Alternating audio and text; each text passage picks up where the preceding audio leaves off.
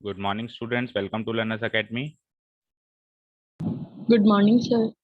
Is my voice clear to all of you? Yes, sir. Okay. So without wasting much morning. time, good morning. Let us quickly move to the questions. कल हमने question number 1 to 16 discussion किया था। पहले तो वहां तक पूछ लेते हैं आपसे, कोई दिक्कत आई करने में? अप टू क्वेश्चन नंबर 16 कोई डाउट है क्या? बोलिए बच्चों। सर हमें कॉन्सेप्ट से रिलेटेड डाउट है। बताओ, जो भी डाउट है बताओ। सर जैसे अपने को है ना लेफ्ट हैंड लिमिट निकालनी है। ठीक है। है ना? एक सेकंड सर, हमने कहीं लिखा था। ठीक है, निकालो बताओ।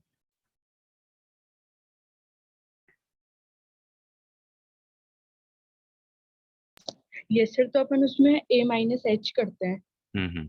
अगर एक्सटेंडिंग टू ए है तो, अगर Yes, sir. Limit extending to A, left hand side of A है ऑफ एफ एक्स, तो फिर हम इसको कन्वर्ट कर देते हैं limit H tending to zero, one second, h tending to zero, और फंक्शनल हो जाता है ए माइनस एच।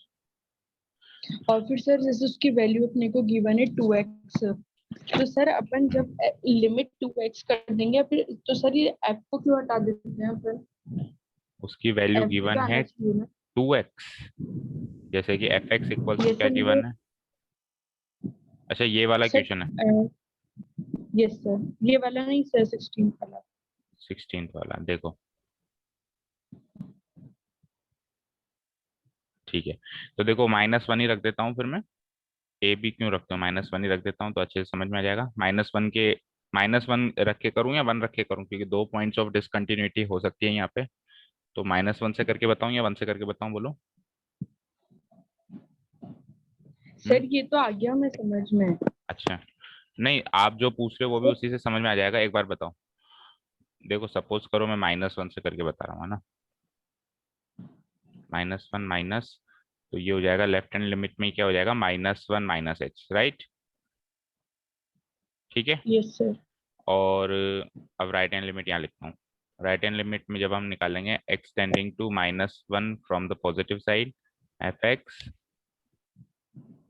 तो ये कन्वर्ट हो जाएगी एक्सटेंडिंग टू जीरो और एफ ऑफ -1 प्लस एच।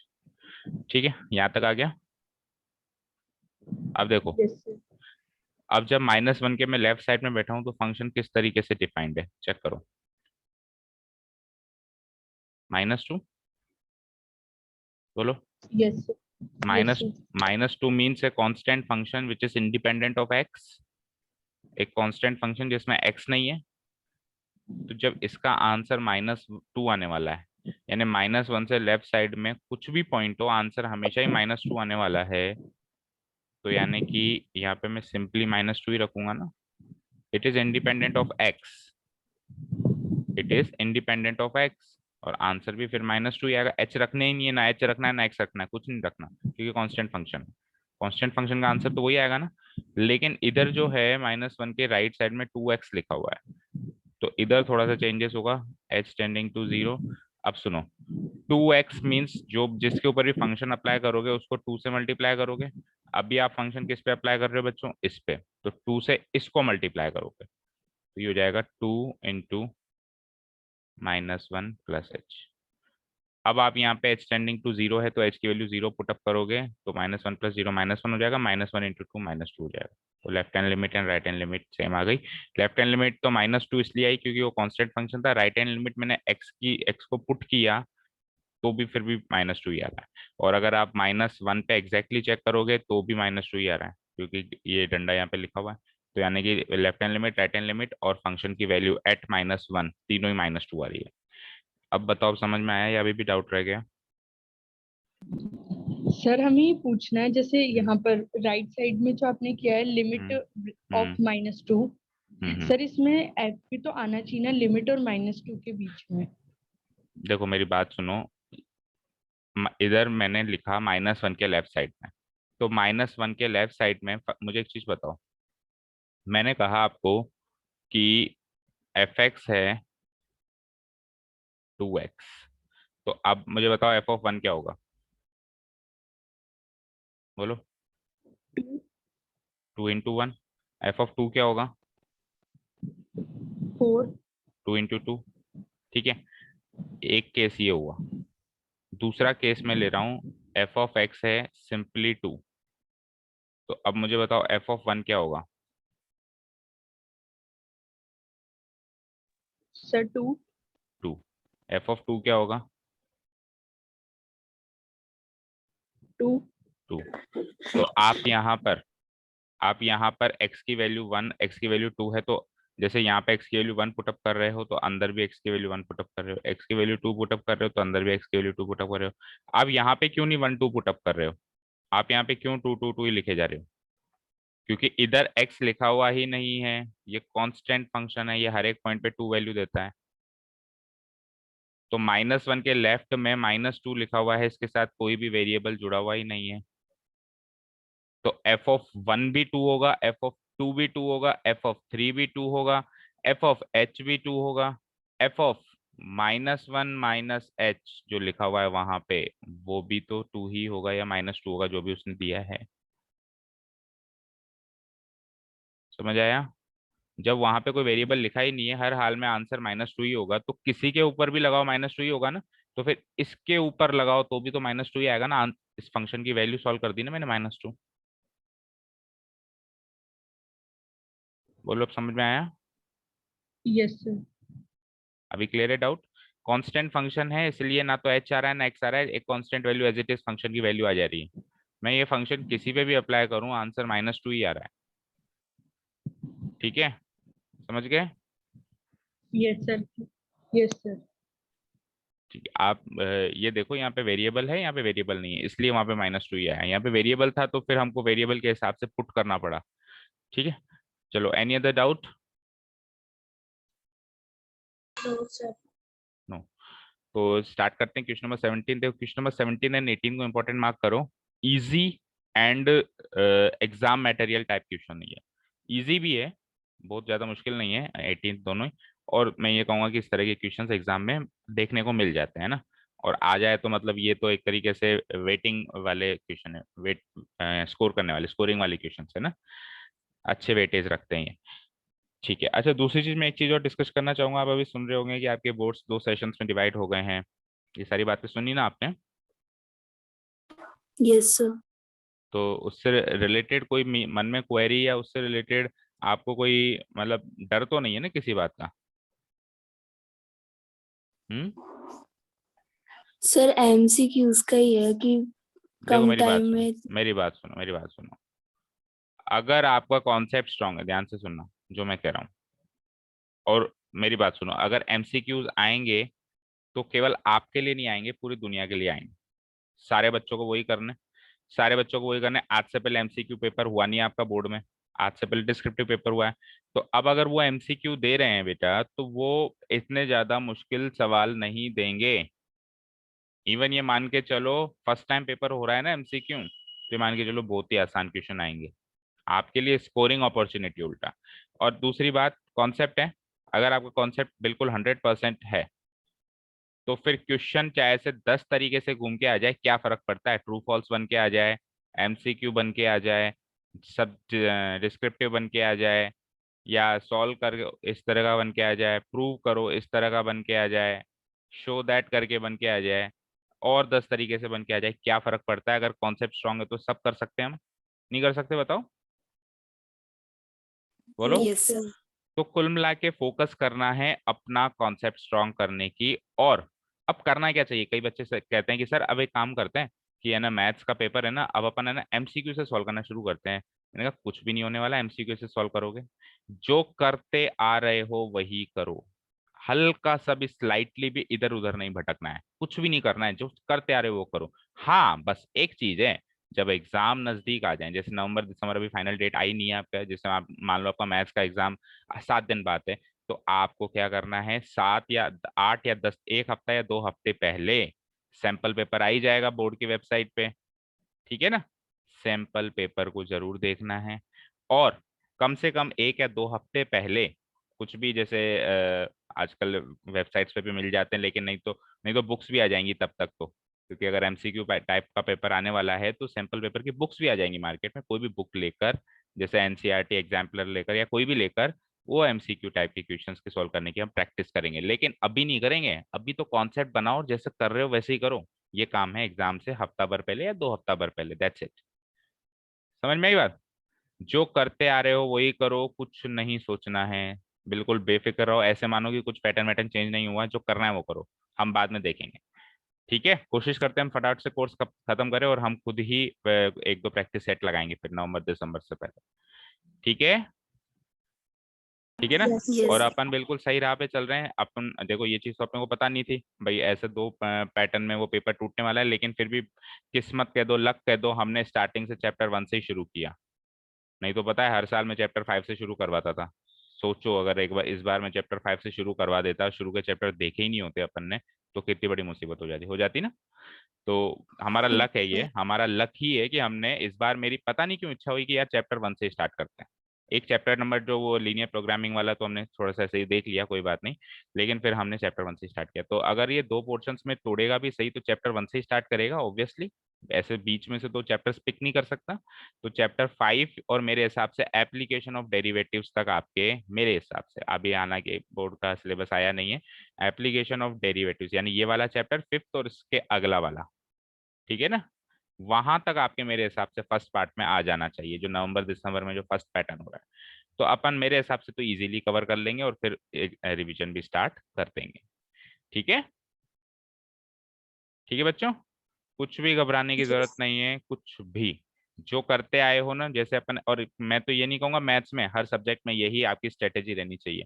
जो बच्चे थोड़ा सा ये पेपर वेपर देख के स्लाइटली इधर उधर हो रहे हैं ना, कि एमसीक्यू सॉल्व करने चले जाते हैं या कुछ और करने लग जाते हैं, तो वो अपने साथ में बहुत बुरा कर रहे हैं। मैं कह रहा हूँ अभी भी सबसे पहले आपको वही पैटर्न फॉलो करना है, जैसे अपन एनसीईआरटी सॉल्व कर रहे हैं, कॉन्सेप्ट बनाना है, कॉन्सेप्ट बना के फिर हर एक एक्सरसाइज का इंट्रोडक्शन देखते हैं पहले अपन, इंट्रोडक्शन की क्लास लेते हैं भी क्या क्या करना है उसमें, फिर उसके एनसीईआरटी क्वेश्चन सॉल्व करते हैं, फिर टेस्ट लेते हैं, टेस्ट में कुछ एक्स्ट्रा क्वेश्चंस भी अपन कर लेते हैं, करते हैं। आप में से कुछ बच्चे है ना आरडी या आरएस या एनसीईआरटी एग्जाम्पलर या उस वाल इस टाइप के बुक्स भी रेकमेंड करते होंगे एक्स्ट्रा क्वेश्चंस के लिए, कर ही रहे हो, बस जो कर रहे हो वही करते रहो, कुछ भी नहीं सोचना है। ठीक है, ऐसे मानो कि पहाड़ गिरा है तो सब पे गिरा है, हमारे अकेले पे थोड़ा ना गिरा है। ठीक है ना, समझ गए ना बंद? कछुए और खरगोश वाली स्टोरी सबने सुनी है, ठीक है ना? कछुए खरगोश वाली स्टोरी सबने सुनी है। जब रेस स्टार्ट होती है तो कछुआ तो अपनी जो सिस्टम है उसको फॉलो करता है, मतलब अपने कॉन्सेप्ट को फॉलो करता है कि भैया मेरा कॉन्सेप्ट है चलते जाना चलते जाना, यही मेरा कॉन्सेप्ट है ना, कॉन्सेप्ट से वो इधर लेफ्ट साइड विचलित होता है। और खरगोश क्या है, बिल्कुल स्ट्रेटेजियां बदल रहा है, मतलब बहुत कुछ भी एक्सपेरिमेंट नहीं करना चाहिए, कुल मिला के एक्सपेरिमेंट भी एक हद तक होना चाहिए, ऐसे नहीं बहुत सारी चीजें एक्सपेरिमेंट कर रहे हो। मेन चीज है कि जो जो चीज होनी है वो तो होनी है, यानी कि पढ़ना है मतलब पढ़ना है, इस चीज को नहीं भूल सकते आप। ठीक है बेटा, कई बच्चों के मेरे पास कॉल्स भी आए थे Yes. कि सर क्या करें, 10th वालों को भी आए थे, तो मैं सोच रहा था कि एक आध अपन क्लास उस पे लेंगे, आपको बुला के भी मैंने सोचा था भाई एक बार बुला के आपसे बात करेंगे, लेकिन चलो, आप 12th वालों को तो मेरे हिसाब से जरूरत है नहीं, क्योंकि आप मैच्योर हो, आपको समझा देंगे, आप समझ जाओगे। 10th वालों को शायद जरूरत पड़ेगी बुलाने की, वो थोड़ा सा विचलित हो रहे हैं। एनीवेज अगर आप भी आना चाहो तो आपको भी मना नहीं है, कोई भी मन में डाउट, कोई भी क्वेरी, किसी भी बात का डर हो तो आप शेयर कर सकते हो। ठीक है बच्चों, चलें Yes, क्वेश्चन पे? sir. हाँ, तो find the relationship between a and b, question पढ़ो। ए और बी के बीच में रिलेशनशिप बनाना है, या पूछ रहा है वो, है ना? अब कभी भी रिलेशनशिप पूछे ना, दैट मीन्स पता है क्या होता है, इसका मतलब इक्वेशन बनाना चाह रहा है। ए और बी के बीच में एक इक्वेशन बनाने के लिए वो कह रहा है, ठीक है, बना देंगे। और आपको क्या कह रहा है कि फंक्शन जो है इस तरीके से डिफाइंड है, 3 से पहले कुछ और है, 3 के बाद कुछ और है, और ये x इक्वल्स टू 3 पे कंटिन्यूअस है, ऐसा वो पूछ नहीं रहा है, ऐसा वो बता रहा है, इट इज गिवन। तो पहली बार क्वेश्चन ऐसा है जिसमें कंटिन्यूटी क्लियर कट दे रखी है कि है। तो हम क्या करेंगे, अगर ये कंटिन्यूअस है तो इसकी left hand limit right hand limit और फंक्शन की वैल्यू सेम कर देंगे, और वहां से और बी की इक्वेशन बन जाएगी काफी आसानी से। चलो start writing. Here the function is given as fx equals to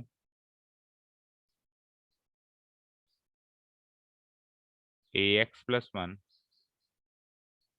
bx plus 3 when x is less than equal to 3, less than equal to 3 है मतलब 3 पे भी यही वैल्यू है x+1 वाली, और ये ग्रेटर देन 3 पर है, ठीक है। और at x equals to 3 it is given that it is continuous, ये हमको गिवन है ना। तो नाउ सबसे पहले मैं लेफ्ट हैंड लिमिट निकालने वाला हूँ, x tending to 3 minus of fx at x equals to 3 निकाल रहा हूँ, ये है ना, ठीक है। तो ये हो जाएगा 3 के लेफ्ट साइड में देखना क्या है बेटा, 3 के लेफ्ट साइड में देखो फंक्शन कैसे डिफाइंड है। सभी 3 डोमेन वाला है ना, क्या 3 3 डोमेन वाला क्वेश्चन है ना ये। 3 डोमेन वाला क्वेश्चन, 3 डोमेन वाला क्वेश्चन तो है, लेकिन हमको बाकी डोमेन में कंटिन्यूटी ना चेक करनी है ना वो उसने दे रखी है। उसने तो कंटिन्यूटी दे रखी है कि x इक्वल्स टू 3 पे वो कंटिन्यूस है। अब x के लेफ्ट में वो क्या है, राइट में क्या है, ना तो उसने पूछा हमसे और ना ही बताया, तो हम उसकी बात ही नहीं करेंगे, हम केवल और केवल x इक्वल्स टू 3 की ही बात करेंगे, ठीक है। तो आप ये देखो, आप यस लेफ्ट हैंड लिमिट निकालोगे तो आप इसको f(3 माइनस h करके इसको h टेंस टू 0 कर दोगे, है ना, जो अपन करते हैं, ठीक है। तो अब 3 के लेफ्ट में आप देखो फंक्शन डिफाइंड कैसे, वो चेक करो। 3 के लेफ्ट में फंक्शन डिफाइंड है ax+1, राइट, ax+1। तो ax+1 तो x पे अप्लाई हुआ था तब हुआ था, अभी आपको 3 माइनस h पे अप्लाई करना है, तो a इंटू 3 माइनस h+1 हो जाएगा, समझ गए, a इंटू 3 माइनस h+1 +1। अब ये फंक्शन की वैल्यू आ चुकी है, अब आप यहाँ पे h की वैल्यू 0 पुटअप कर सकते हो। कभी भी एक चीज याद रखना बच्चों, यहाँ पे इस पॉइंट पे ये h की वैल्यू 0 पुटअप मत करना। ये लिमिट जब अपन पुटअप करते हैं ना, मतलब ये जो ये वैल्यू जब अपन पुटअप करते हैं ना, वो अपन मेक श्योर करके पुटअप करते हैं कि यहाँ तक का सारा चीज सॉल्व हो चुकी है, ये फंक्शन सॉल्व हो चुका है।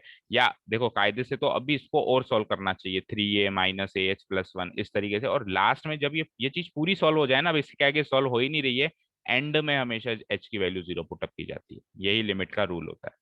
नहीं तो पुटअप करने में तो मैं शुरू से भी पुटअप कर सकता था, शुरू से नहीं करनी है। फंक्शन को सॉल्व करो, फंक्शन को सॉल्व करने के बाद भी जो आंसर आया वो भी अगर थोड़ा सिंप्लीफाई हो पा रहा है उसको भी सॉल्व करो। लेकिन ये चीज मुझे दिख रही है कि अभी मैं इसको अलग से मल्टीप्लाई करूंगा और फिर 0 पुटअप करूंगा या अभी पुटअप करूंगा तो कोई ज्यादा फर्क पड़ेगा नहीं, तो इस पॉइंट पे चाहो तो आप अभी भी पुटअप कर सकते हो, कोई फर्क नहीं पड़ता। तो h की वैल्यू 0 पुटअप करी तो 3 इंटू ए 3a+1 आंसर आ गया, लेफ्ट हैंड लिमिट 3 आ गई। यहाँ तक कोई डाउट बोलो, यहाँ तक कोई दिक्कत, राइट हैंड लिमिट की तरफ चलते हैं हम। समझ आ रहा है बच्चों? Yes sir.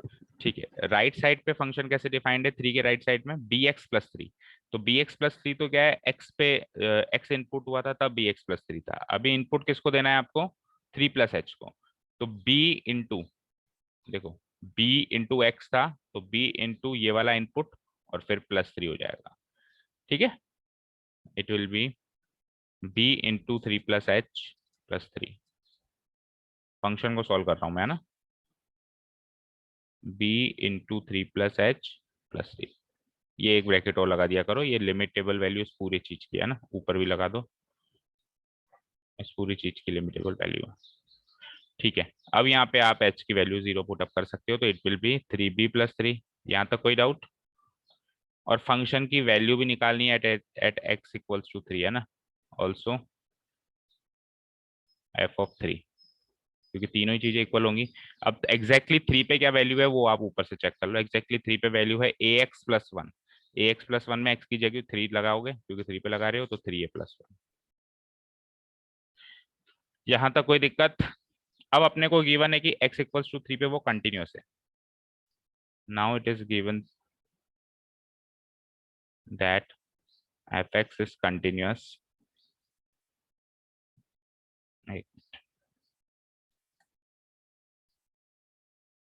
fx is continuous at x equals to 3. So पर सर ये तो कंटिन्यूस ही नहीं हुआ। कंटिन्यूस नहीं हुआ, आपको कैसे पता? सर ये LHL और RHL इक्वल ही एल है एच ना। एल एच एल क्या है बेटा, एल एच एल क्या है? 3a+1 RHL क्या है? 3a+1 तो do you know the value of a and b? A and b की वैल्यूज पुटअप कर, अगर मैं ऐसे पुटअप कर दूं जिससे ये इक्वल हो जाए फिर हाँ सर सॉरी। ठीक है ना। और सबसे मेन चीज क्या है कि पूछ नहीं रहा है, हमको बता रहा है कि वो कंटिन्यूअस है, तो हमको बस वो उसकी बात जो गिवन पॉइंट है उसको तो बिल्कुल सत्य मान के, कटु सत्य मान के यूज करना है। उसने कह दिया कि ये कंटिन्यूअस है एट x=3। मेरी बात सुनो, जब कंटिन्यूटी चेक करते हैं तब अपन ये चेक करते हैं कि LHL एंड RHL इक्वल है या नहीं है। अब कंटिन्यूटी चेक नहीं कर रहे हैं, कंटिन्यूटी गिवन है, तो हम इसको इक्वल रख सकते हैं, सीधे हम मान सकते हैं कि ये बात भी सत्य है कि LHL RHL इक्वल है इस केस में। ठीक है। So we will say that कि 3 की वैल्यू मतलब 3 की left hand limit of fx equal to limit x tending to 3 positive of fx equal to f(3). ये होगा ही होगा, कुछ भी हो जाए ये होगा ही होगा। तो हमको हमारे पास तीनों की वैल्यूज हैं। लेफ्ट हैंड लिमिट की वैल्यू क्या थी? 3a+1, वही सेम जो फंक्शन की वैल्यू थी, 3a+1 equal to right hand limit की वैल्यू क्या थी? 3b+3, और फंक्शन की वैल्यू भी वही थी 3a+1। तो ये 3a+1 तो सेम है, इसको तो आप नजरअंदाज कर दो, आप कुल मिला के इन दोनों को उठा लो और यहाँ से इक्वेशन बना दो तो आपका आंसर आ जाएगा। तो you can write 3a+1 equal to 3b+3, उसको भूल जाओ तीसरी चीज को क्योंकि तो सेम ही है। और यहाँ से आप ए एंड बी को एक साइड ले आते हैं, तो 3a-3b equal to 3 - 1 equal to 2। तो इसको आप कैसे लिख सकते हो? a-b इक्वल टू 3 कॉमन ले लिया मैंने, तो 2/3 हो जाएगा a-b की वैल्यू। चेक करो पीछे यही आंसर है क्या, इसी फॉर्म में है क्या? अब इक्वेशन है, किसी भी फॉर्म में हो सकता है 3a-3b वाली फॉर्म में हो सकता है इस फॉर्म में, हो सकता है थोड़ा सा और आगे सॉल्व कर लिया हो, देख लो आप किस फॉर्म में है। ये सर राइट है। a = b + 2/3। हाँ b तो इधर बी, ले गए। बी को उधर ले जाओ, कोई फर्क नहीं पड़ता, माइनस भी उधर जाके पॉजिटिव भी हो जाएगा, b + 2/3। तो इक्वेशन है वो किस फॉर्म में देता है आंसर, हम अगर इसी फॉर्म में भी छोड़ के आए तो भी कोई गलत नहीं। तो ये हमने ए और बी के बीच का रिलेशन निकाल लिया, यानी कि ए और बी जब जब ये रिलेशन सेटिस्फाई करेगा तब तब वो फंक्शन कंटिन्यूअस होगा। और हमको क्या कह रखा था, हमसे क्वेश्चन क्या पूछा था, हमसे यही क्वेश्चन पूछा था कि ए और बी के बीच में ऐसा रिलेशन ढूंढ के बताओ जो इस फंक्शन को कंटिन्यूअस कर दे। तो हमने क्या कर दिया, फंक्शन को कंटिन्यूअस मान के ए और बी के बीच का रिलेशन निकाल लिया। ठीक है, समझ में आई?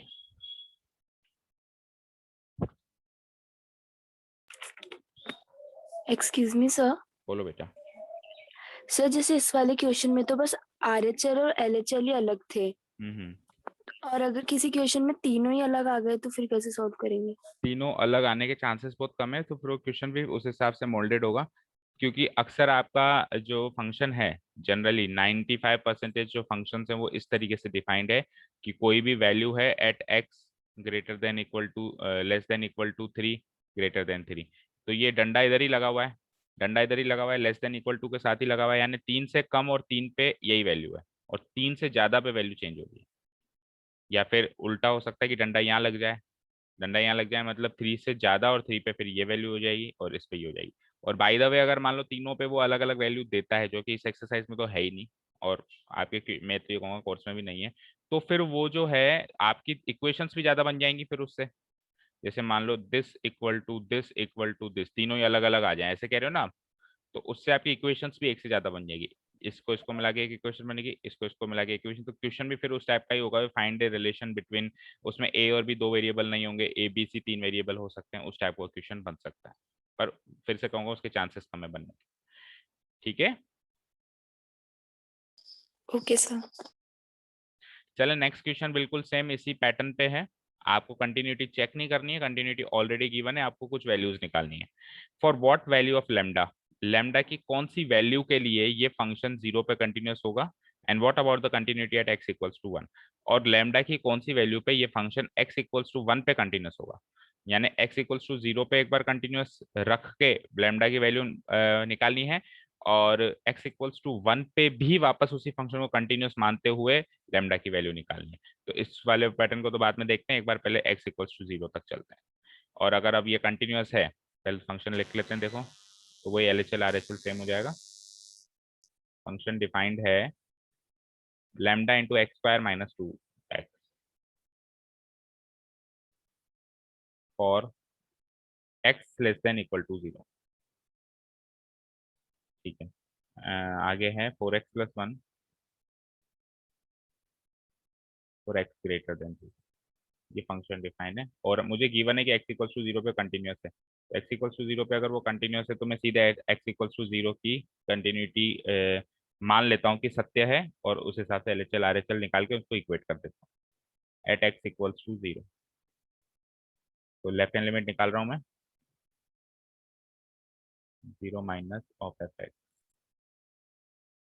क्योंकि 0 पे देखो फंक्शन टूट रहा है इसलिए left hand right hand limit निकाल रहा हूँ। अभी 1 पे मैं left hand right hand limit निकालूंगा ही नहीं। पता है क्यों? क्योंकि 1 पे तो फंक्शन टूट ही नहीं रहा है, तो लेफ्ट हैंड राइट हैंड अलग अलग आएगा ही नहीं, सेम आएगा, है ना। एच में कन्वर्ट कर देता हूँ उसको।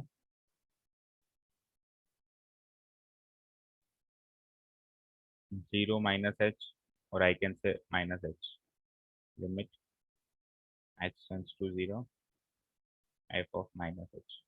ठीक है, अब 0 के लेफ्ट में फंक्शन कैसे डिफाइंड है? Lambda into x square minus 2x, लेकिन वो तो x के ऊपर डिफाइंड है ना, मुझे माइनस एच के ऊपर रखना है। मेरा इनपुट x नहीं है, मेरा इनपुट है माइनस एच। तो जहां जहां ये x आ रहा है उसकी जगह ये माइनस एच पुट करते ही फंक्शन की वैल्यू आ जाएगी। तो it will be limit H tending to 0, lambda तो अपनी जगह रहेगा, एक्स स्क्वायर की जगह क्या हो जाएगा? माइनस एच का होल स्क्वायर। ठीक है, एक ब्रैकेट और लगा यहाँ पे, माइनस 2 इंटू माइनस एच।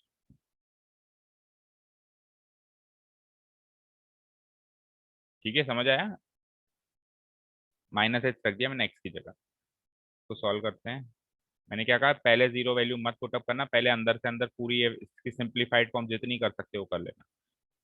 तो ये हो जाता है माइनस एच का whole square plus H square और माइनस एच यानी +2h। ठीक है, अब आप इससे ज्यादा सॉल्व नहीं कर पा रहे हो तो इस जगह पे आके आपको जीरो एच की वैल्यू 0 पुटअप करनी है। तो ये क्या हो जाएगा, 0 का square plus 2 into 0 0, 0 into lambda क्या हो जाएगा 0। बोलो यस और नो। Yes sir. ठीक है, अब चलते हैं राइट हैंड लिमिट। तो limit extending to 0 positive of F x,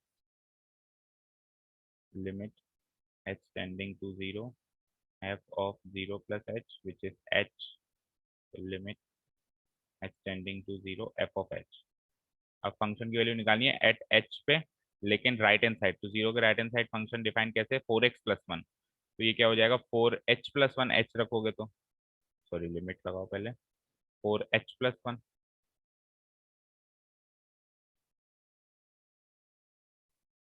और आप यहाँ पे h की वैल्यू 0 पुटअप करोगे तो आंसर आता है। तो मेरी बात सुनो, कुछ भी कर लो, 0 कभी भी 1 के इक्वल आ सकता है क्या? बोलो। No sir. अब देखो पिछले क्वेश्चन और इस क्वेश्चन में फर्क क्या है। पिछले क्वेश्चन में LHL एंड RHL कॉन्स्टेंट्स नहीं थे, है ना। जैसे LHL तो था 3a+1 और RHL था 3b+3। तो कैसे भी करके इनको इक्वल तो बनाया जा सकता है, ए और बी की ऐसी वैल्यू सोच के इक्वल तो बनाया जा सकता था। लेकिन यहाँ पे तो कुछ भी कर लो, क्या कभी भी LHL और RHL इक्वल हो सकता है क्या? बोलो। No no sir. सर। किसी भी हालत में LHL RHL इक्वल नहीं होगा, यानी कि लैम्डा की ऐसी कोई वैल्यू ही नहीं है जिससे ये x इक्वल्स टू 0 पे ये फंक्शन कंटिन्यूस हो जाए। ये x इक्वल्स टू 0 पे तो फंक्शन कभी भी कंटिन्यूस होगा ही नहीं, आपकी मर्जी जो है लैम्डा की वैल्यू लगा। क्योंकि LHL RHL independent of lambda बना है, ये भी इंडिपेंडेंट ऑफ लैम्डा और इंडिपेंडेंट ऑफ लैम्डा प्लस साथ में दोनों अलग अलग बने। चलो भी मान लो ये 1 बन जाता और ये दोनों इक्वल हो जाते, तो मैं फिर उस केस में पता है क्या आंसर देता? फिर मैं ये कहता कि भैया लैम्डा की जो भी वैल्यू ले लो, हर एक वैल्यू के लिए ये कंटिन्यूस होगा। और अभी मेरा आंसर ये रहेगा कि सर लैम्डा की कोई भी वैल्यू के लिए ये कंटिन्यूस नहीं होगा। ठीक है, तो मैं इसको इस तरीके से खत्म करता हूँ। Hair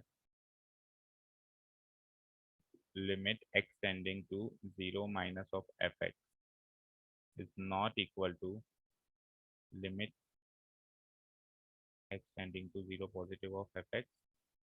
So the function fx is not continuous for any value of lambda.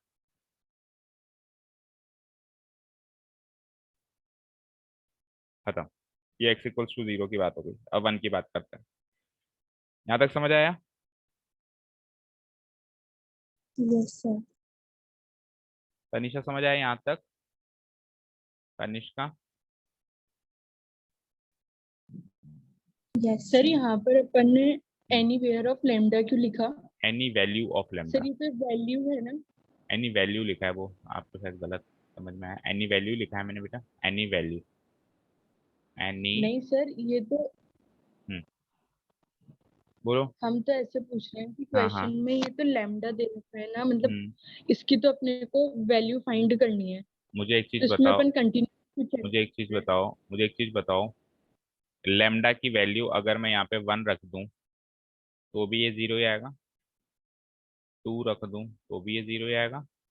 3 रख दूं तो भी ये 0 ही आएगा। यस और नो? क्योंकि एच तो 0 ही पुटअप करोगे ना। हाँ या ना? Yes sir. और यही बात मैं आरएचएल में करूँ कि लैम्डा की वैल्यू जो चाहे रख लो, 1 ही आएगा आरएचएल। क्योंकि आरएचएल में तो कहीं लैम्डा है ही नहीं, जो चाहो पुटअप करो आरएचएल तो 1 ही आएगा। तो लैम्डा की वैल्यू कुछ भी रख दोगे, एलएचएल आरएचएल इक्वल आ सकता है क्या? No sir. भाई लैम्डा की हर एक वैल्यू के लिए एलएचएल 0 आ रहा है और लैम्डा की हर एक वैल्यू के लिए आरएचएल 1 आ रहा है। तो यानी कि लैम्डा की हर एक वैल्यू के लिए एलएचएल आरएचएल अलग आ रहे हैं। तो यानी कि x इक्वल्स टू 0 पे फंक्शन कंटिन्यूअस नहीं होगा। लैम्डा की कुछ जो चाहे वैल्यू ले लो। उसने पूछा कि लैम्डा की किस वैल्यू के लिए x इक्वल्स टू 0 पे फंक्शन कंटिन्यूअस होगा। हमारा आंसर है कि लैम्डा की किसी भी वैल्यू के लिए x इक्वल्स टू 0 पे फंक्शन कंटिन्यूअस नहीं होगा। ठीक है, अभी समझ आया? Yes sir. ठीक है। अब एट x इक्वल्स टू 1 में देखना, आंसर इसका जस्ट उल्टा आने वाला है। हर एक वैल्यू पे अब कंटिन्यूअस होने वाला है, लैम्डा की कुछ भी ले लो। चलो निकालते हैं। अब देखो मैं इसमें एलएचएल आरएचएल अलग अलग नहीं निकाल रहा हूँ बच्चों। क्यों नहीं निकाल रहा हूँ? क्योंकि 1 पे तो फंक्शन ब्रेक ही नहीं हो रहा है, चेक करो। 1 पे फंक्शन नहीं ब्रेक हो रहा है ना। तो 1 के लेफ्ट में जाओ या 1 के राइट में जाओ, दोनों ही केस में फंक्शन की डेफिनेशन ये होगी, बताओ। 0 से बड़ी वाली में बोलो, समझ आया? Yes sir. भाई 0 से बड़े वाला केस लूंगा मैं, चाहे से 1 के लेफ्ट में जा रहा हूँ स्लाइटली या 1 के राइट में जा रहा हूँ। तो फंक्शन की डेफिनेशन ही एक ही रहेगी, तो एलएचएल आरएचएल अलग अलग निकालने की जरूरत नहीं है। आप सिंपली लिमिट और फंक्शन की वैल्यू निकालोगे जो इक्वल आ रही है और वो फंक्शन कंटिन्यूस मान लिया जाएगा। जैसे कि आपने निकाला limit x tending to 1 f x, limit x tending to 1, वही सेकंड वाली डेफिनेशन क्या थी, 4x प्लस 1। और आप यहाँ पे अगर x की वैल्यू 1 पुटअप करते हो तो कुछ भी नॉट डिफाइंड वैल्यू नहीं आ रही है, तो 4 1 4 प्लस 1 5। ऑल्सो फंक्शन की वैल्यू भी एफ ऑफ 1 भी यही आएगा, 4 प्लस 1 इंटू 5, 4 इंटू 1 प्लस 5 यानी कि 5। तो here here limit extending to 1 f x equal to f of 1 equal to 5 आ रहा है। अगेन अगेन लिमिटेबल वैल्यू भी इंडिपेंडेंट ऑफ लैम्डा आ रहा है और फंक्शन की वैल्यू भी इंडिपेंडेंट ऑफ लैम्डा आ रहा है। इसमें भी कहीं लैम्डा नहीं दिखाई दे रहा। मान लो यहाँ पे अगर मेरा आंसर 5 लैम्डा आता तो मैं क्या कर देता कि अच्छा x इक्वल टू 1 पे वो कंटिन्यूस है, तो 5 लैम्डा इक्वल टू 5 है, और वहां से लैम्डा की वैल्यू 1 आ जाती। लेकिन इंडिपेंडेंट ऑफ लैम्डा वैल्यूज है, तो अब लैम्डा की वैल्यू जो चाहो वो रखो ना, ये तो 5 ही आना है हर हाल में। और फंक्शन x इक्वल टू 1 पे कंटिन्यूस ही होना है क्योंकि इक्वल भी आ रहा है। तो मैं लिख दूंगा सो fx is continuous at x equals to 1 for all values of lambda। और सिंपल सा लॉजिक है बेटा, लैम्डा तो ऊपर वाली डेफिनेशन में डिफाइंड है, तो उधर जो भी रखोगे उसका नीचे वाली पे क्या फर्क पड़ेगा। और x इक्वल्स टू 1 नीचे वाली से चल रहा है, तो लैम्डा जो चाहे वो ले लो ना, ये फंक्शन x इक्वल्स टू 1 पे तो कंटिन्यूस हो ही जाएगा। क्लियर है?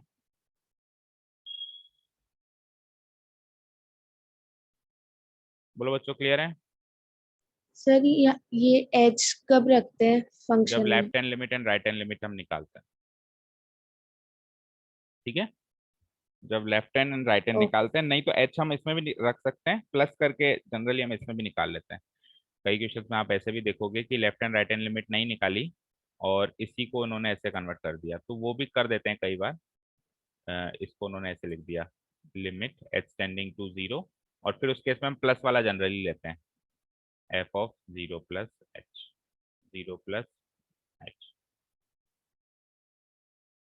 सॉरी 1 प्लस एच, 1 था ना, 1 प्लस एच। भाई 1 प्लस एच 1 माइनस एच दो चीज लेते हैं ना अपन, लेफ्ट हैंड राइट हैंड।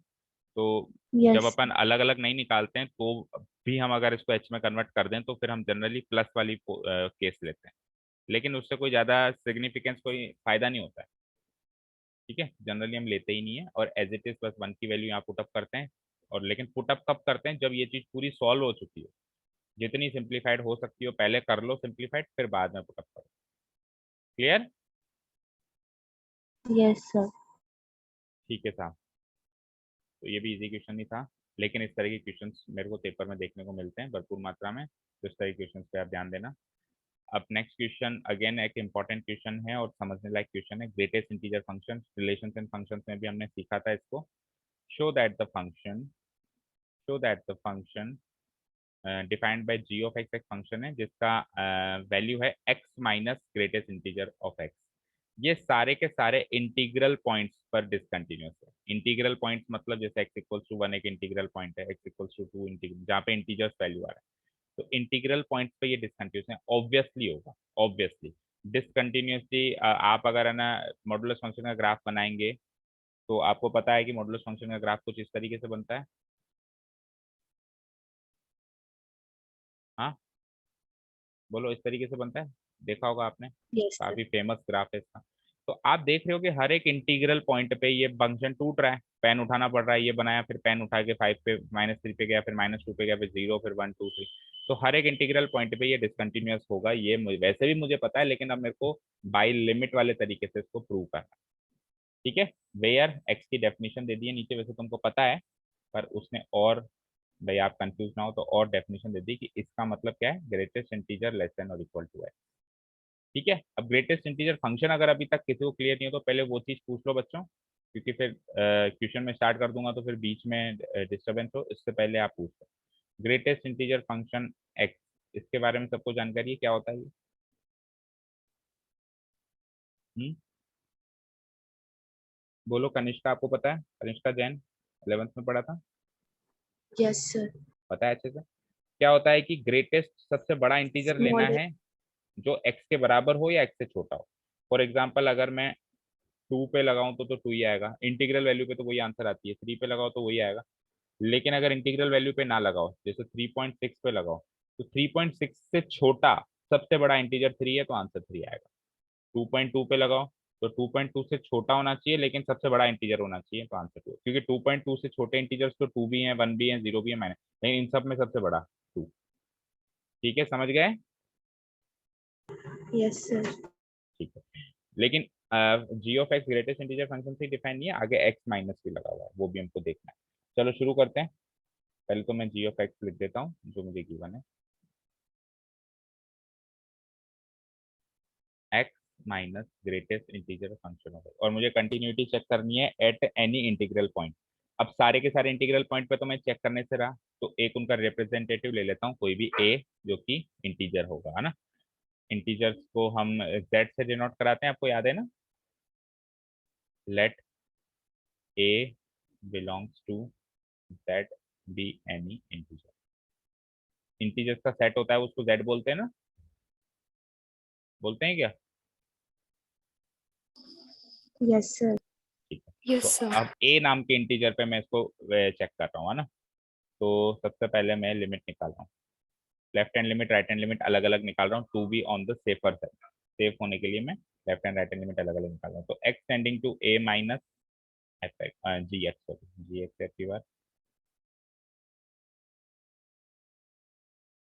चलो देखो बच्चों, मैं यहाँ पे लेफ्ट हैंड लिमिट निकाल रहा हूँ, तो ए बी यानी इंटीजर, क्योंकि मैं सारे इंटीजर्स नहीं ले सकता हूँ तो मैंने एक रिप्रेजेंटेटिव ले लिया ए, उसके मैं लेफ्ट हैंड से उसको टेंड कर रहा हूँ, और फंक्शन है जी ऑफ एक्स।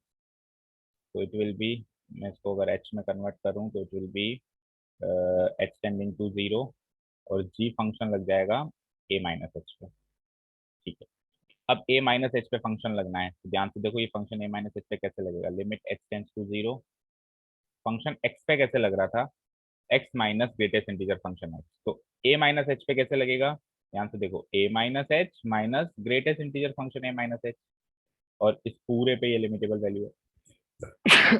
सॉरी, समझ आ गया होगा होपफुली। ठीक है, कि देखो फिर से देखो चाहो तो x की जगह मैंने a माइनस एच रखा क्योंकि फंक्शन लग रहा है a माइनस एच पे, और अंदर ग्रेटेस्ट इंटीजर फंक्शन x है तो मैंने greatest integer function of a minus H कर दिया। अब मैंने क्या कहा था कि आप सीधे सीधे h की वैल्यू 0 नहीं पुटअप करेंगे, वो तरीका गलत है, उससे लिमिट निकालने का ये प्रोसेस गलत है। हम इसको सॉल्व करेंगे जितना हम सॉल्व कर सकते हैं। अच्छा, दूसरी बात यहाँ पे आप कंफ्यूज मत हो जाना प्लीज, ये तो ब्रैकेट है, फिर से सुनो, ये तो है ब्रैकेट, आप एक काम करो, इस ब्रैकेट को लगाओ मत यार, नहीं तो आप फिर दोनों को ब्रैकेट ही मानोगे ना। थोड़ा सा पहले इसको दूरी पे रख दो तो उससे पता चल जाएगा कि ये जो चीज है ये दोनों पे अप्लाई हो रही है, इस पूरे पे अप्लाई हो रही है ये लिमिट वाली चीज। ठीक है, ये इसको ब्रैकेट मत मानना प्लीज, ये ग्रेटेस्ट इंटीजर फंक्शन है, ये बिग ब्रैकेट नहीं है ना। इसको सॉल्व करके ऐसे नहीं कि बाहर माइनस साइन है सर, ए माइनस ए प्लस एच एच एच ऐसे कट गया, ऐसे नहीं, ये ब्रैकेट नहीं है जिसको सॉल्व करना है, ग्रेटेस्ट इंटीजर फंक्शन। अब ग्रेटेस्ट इंटीजर फंक्शन क्या कहता है कि इसके अंदर अगर इंटीग्रल वैल्यू है, ध्यान से सुनो, जैसे इसके अंदर इंटीग्रल वैल्यू है तो वो की वही बाहर आएगी, लेकिन अगर इसके अंदर इंटीग्रल वैल्यू नहीं है, कोई डेसिमल वैल्यू है, नॉन इंटीग्रल वैल्यू है, तो उससे जो पिछला वाला इंटीजर है वो बाहर आएगा। अब ध्यान से सुनो, a एक इंटीजर था, उसमें से मैंने h एक बहुत ही छोटा नंबर माइनस कर दिया, जैसे 2 में से मैंने 0.1 माइनस कर दिया तो 1.99 आ गया, 0.01 माइनस कर दिया तो 1.99 आ गया, तो 1.99 अब जब मैं ग्रेटेस्ट इंटीजर फंक्शन इस पे लगाऊंगा तो आंसर 1 निकल के आएगा ना कि 2, यानी कि आंसर जो है a जो था उसमें से एक वैल्यू कम होके निकल के आएगी।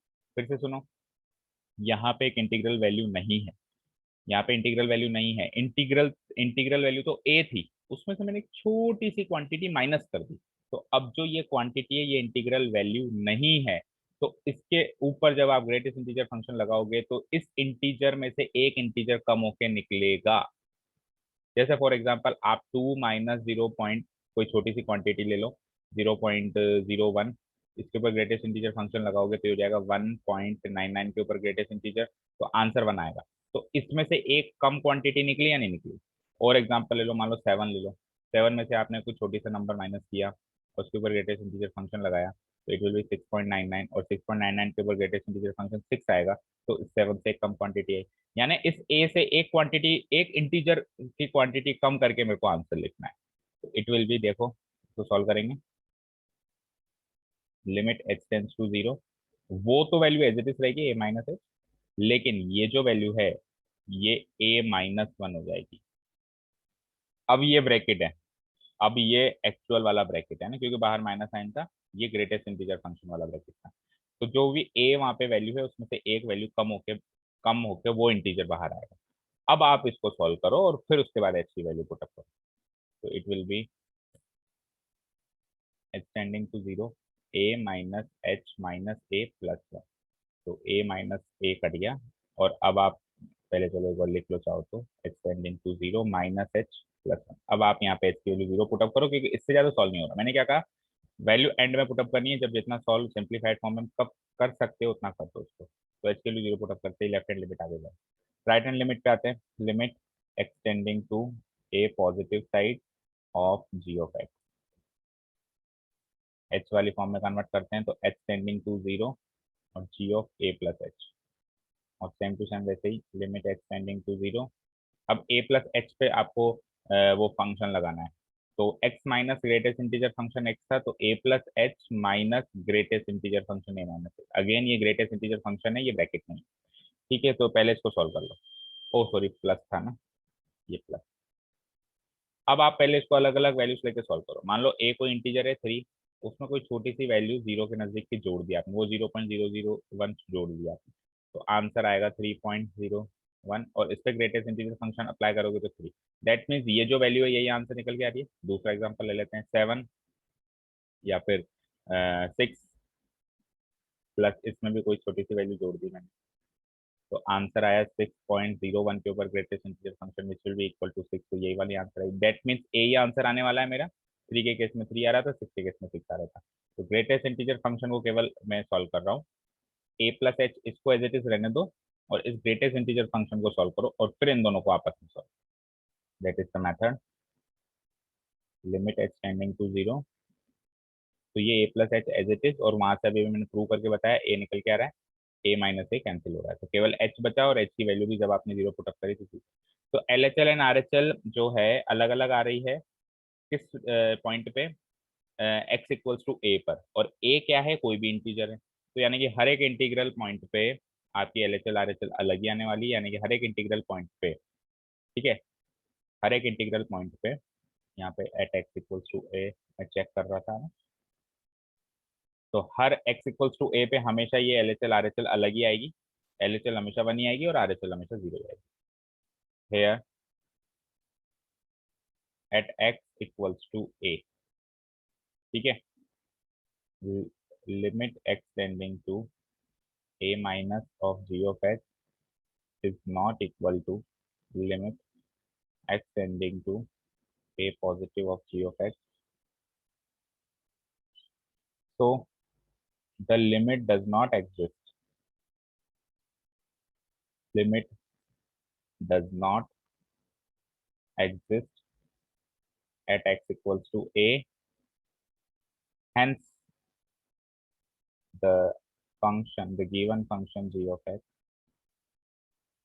the given function g of x is discontinuous. Is discontinuous at x equals to a. At x equals to a पे वो डिसकंटिन्यूअस है, दैट इज, इसका मतलब at, that is at any integral point, जैसा उसने कहा था discontinuous at all integral points, at any integral point, क्योंकि a क्या है, कोई भी इंटीग्रल पॉइंट है, तो मैं at x equals to a कहूँ या फिर मैं at any integral point कहूँ, बात एक ही, क्योंकि a को मैंने कोई भी इंटीजर माना था, ये हमने प्रूव कर दिया। प्रूव करने के लिए कहा था शायद, ये चेक करने के लिए कहा था, शो दैट, प्रूव करने के लिए कहा था मैंने, क्या कहा, कॉन्सेप्ट क्लियर हो तो प्रूव भी कर देंगे, शो भी कर देंगे, चेक भी कर देंगे, सब कर देंगे। तो प्रूव लिखो नीचे, that is our final solution, note down कर लो।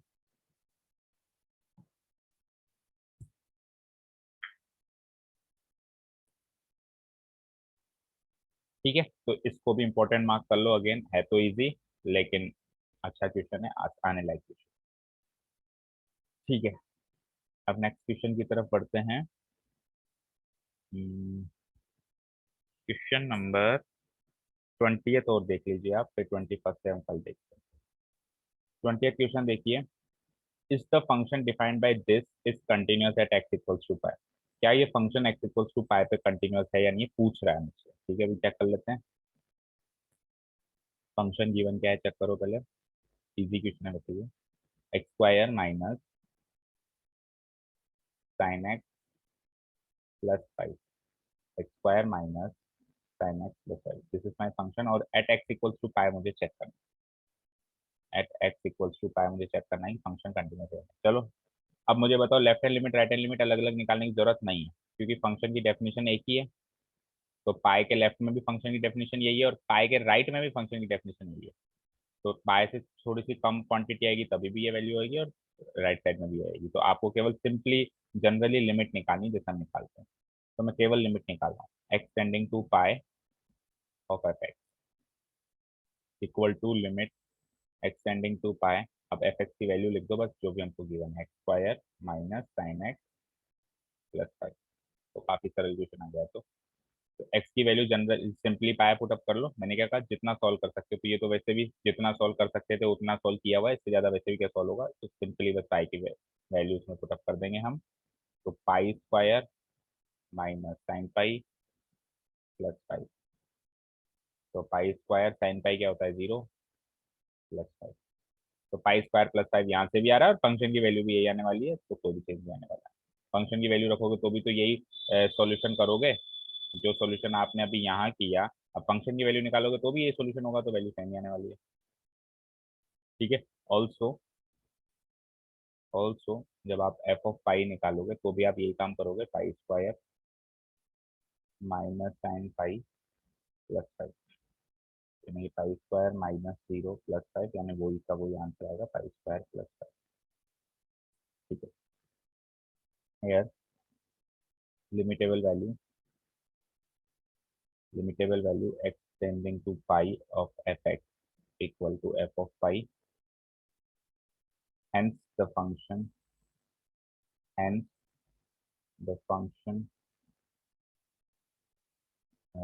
fx is continuous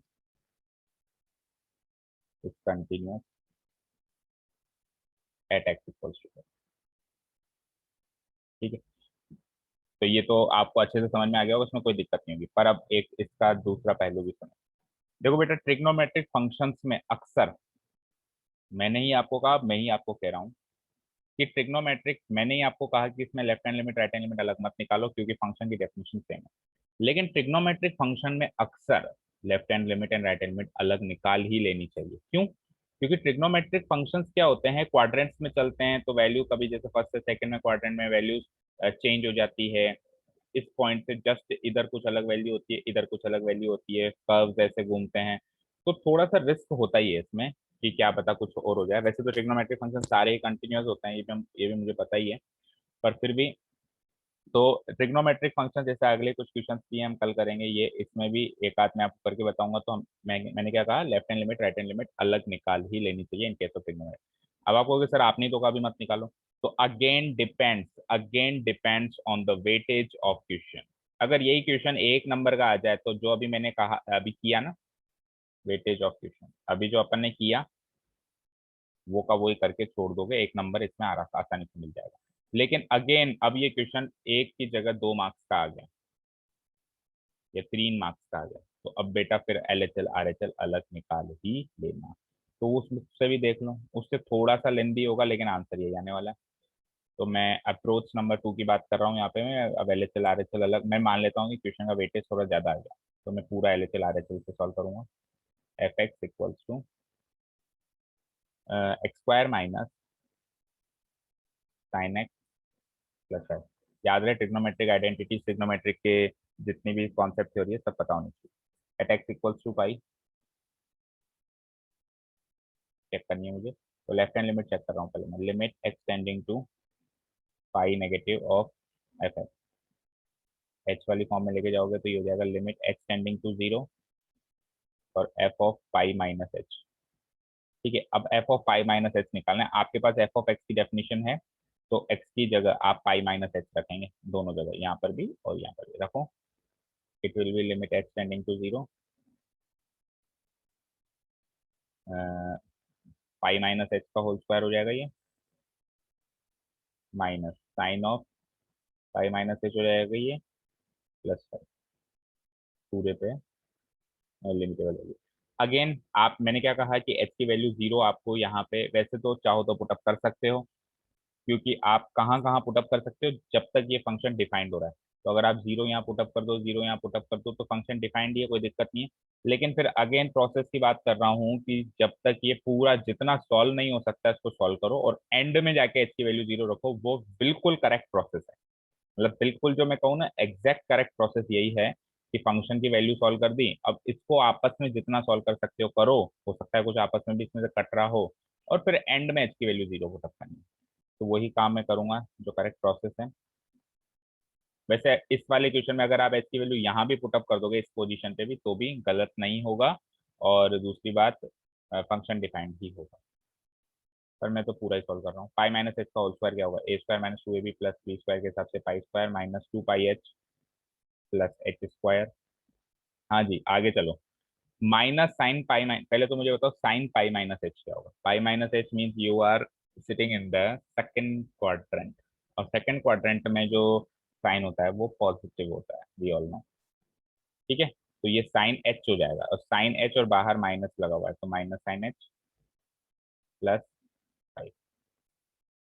ठीक है, इससे ज्यादा अब आप सॉल्व नहीं कर पा रहे हो, तो अब आप इस जगह पे एच की वैल्यू 0 पुटअप कर दो, तो it will be pi square minus H की वैल्यू यहाँ 0 पुटअप करोगे तो ये तो 0 ही हो जाएगा, और यहाँ भी पुटअप करोगे तो भी 0, तो ये तो केवल पाई स्क्वायर बच गया, और वहां पे sine 0 minus sine 0 minus sine 0 plus 5, sine 0 0 ही होता है, तो देखो आंसर लेफ्ट हैंड लिमिट तो वही निकल के आई हमारी, पाई स्क्वायर प्लस 5। चलते हैं फटाफट राइट हैंड लिमिट की तरफ। Limit extending to pi positive of f of x, h में कन्वर्ट किया तो एच टेंडिंग टू 0 और f of pi plus h हो जाएगा। ठीक है, अब वही कि आप पाई प्लस एच पे वो फंक्शन अप्लाई करो जो आपको गिवन था, और एक ही डेफिनेशन गिवन थी तो जो डेफिनेशन गिवन थी वही लगेगी। एक्स स्क्वायर क्या था, X square minus sine x plus 5, so it will be pi plus H का whole square minus sine X था तो minus sine of pi plus H plus 5, big bracket लगा देता हूँ, टोटल पे लिमिटेबल वैल्यू, अगेन मैं अंदर से अंदर जितना सॉल्व हो सकता है सॉल्व करूंगा और उसके बाद फिर मैं वैल्यूज पुट अप करूंगा। तो it will be pi square plus 2 pi H plus H square, A square plus 2ab plus B square, और minus sine pi plus H. अब आप थर्ड क्वाड्रेंट में आ गए जहाँ पे साइन नेगेटिव होता है, तो इस इतने से की वैल्यू हो जाएगी माइनस साइन एच, और बाहर माइनस और लगा हुआ है तो minus minus plus sine h हो जाएगा, प्लस साइन एच प्लस 5। और अब आप एच की वैल्यू 0 पुटअप करोगे तो ये 0 ये 0। ठीक है, एच की वैल्यू 0 पुटअप करते हैं दोनों 0, it will be limit H tending to 0 pi square, और वहां पे भी 0 पुटअप करोगे तो प्लस साइन 0 प्लस 5। तो कोई भी फर्क नहीं पड़ा, पिछले क्वेश्चन में माइनस साइन 0 आ रहा था और अभी प्लस साइन 0 आ रहा है, तो कोई फर्क नहीं पड़ेगा क्योंकि साइन 0 तो 0 ही है, प्लस करो या माइनस करो। अगेन आपने एच की वैल्यू 0 पुटअप कर दी तो ये 0 ही हो गया, तो it will B final answer pi square plus 5। तो LHL RHL आ गई। अब फंक्शन की वैल्यू एफ ऑफ पाई, तो वो तो सिंपली वही जैसे अपन ने पहले निकाला था, pi square minus sine pi plus 5, क्योंकि x square minus sine x plus 5 था, तो वही जैसे पहले किया था, pi square minus sine 0 plus 5 which is equal to pi square plus 5। तो left hand right hand limit से भी सेम, तीनों वैल्यू सेम आ गई। अब की बार here limit extending to pi negative of fx equal to limit extending to pi positive of fx equal to f of pi. Hence the function is continuous at x equals to pi.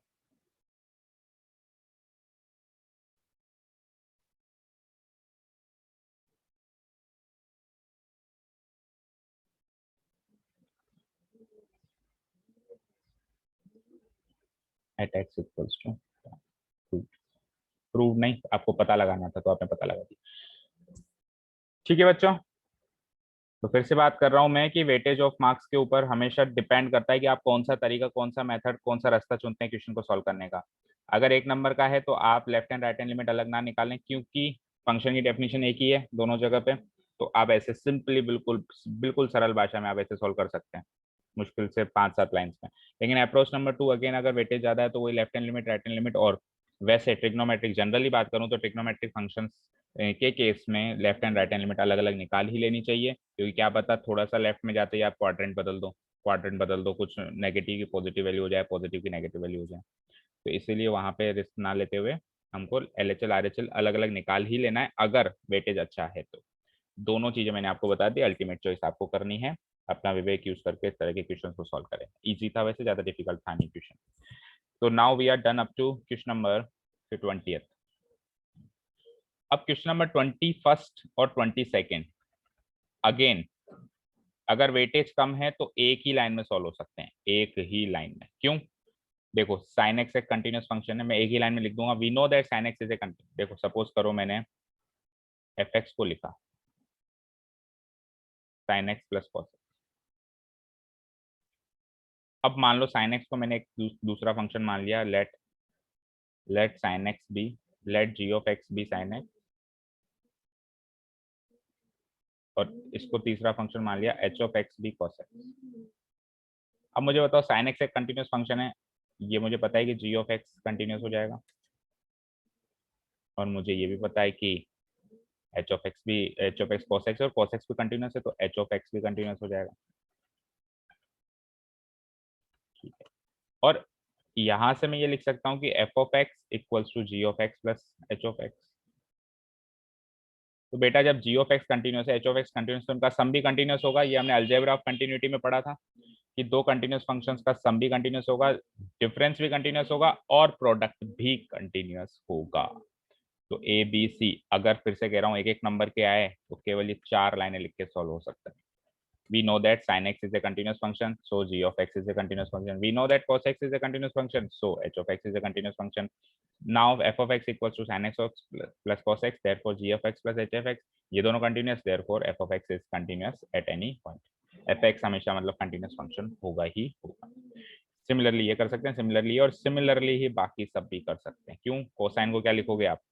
Cosine तो चलो continuous होता ही है ना। Cosecant को क्या लिखोगे? 1 upon cosec cosine. अब 1 एक कांस्टेंट फंक्शन है, कंटिन्यूस फंक्शन होगा, sin x एक कंटिन्यूस फंक्शन है, मुझे पता है ही सही, तो 1 अपॉन sin x भी कंटिन्यूस होगा। लेकिन अब क्वेश्चन के फॉर्म में हमको बस ये चेक करना होता है कि जहाँ पे डिफाइंड है, तो sin x कहाँ पे डिफाइंड नहीं होगा, मतलब ये फंक्शन कहाँ पे डिफाइन नहीं होगा, जहाँ पे sin x की वैल्यू 0 हो जाएगी। sin x की वैल्यू 0 हो जाएगी, that means x is equals to n pi हो जाएगा। तो x equals to n pi के अलावा ये फंक्शन हर एक जगह कंटिन्यूस होगा, क्योंकि वहां तो वो डिफाइंड ही नहीं है। ठीक है, चलो इसके बारे में 21st एंड 22nd के बारे में थोड़ा सा सोच के आना। अगर आप सोच पाए तो अच्छी बात है, नहीं तो फिर कल नहीं समझ आया तो एक बार कल आके पूछ लेना कि सर नहीं समझ आया, हम इसको फिर से देख लेंगे, और अगर समझ आ गया तो बता देना, नहीं तो फिर 23rd से शुरू करते हैं। ठीक है, चलो that is all for today. Thank you so much for listening to us. Have a nice day, keep learning and bye bye.